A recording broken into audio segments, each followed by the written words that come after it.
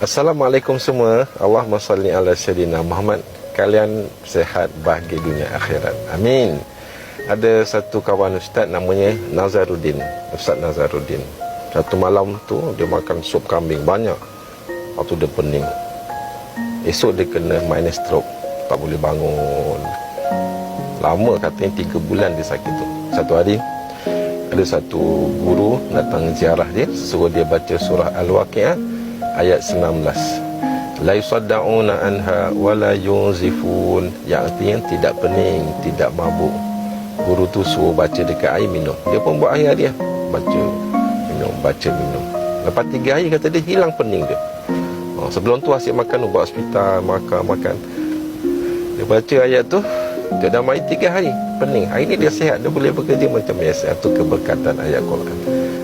Ayat surah Waqi'ah ayat 19. La yusaddauna wa la yunzifun, tidak pening, tidak mabuk. Kalian semua sihat, afiat dunia akhirat. Amin.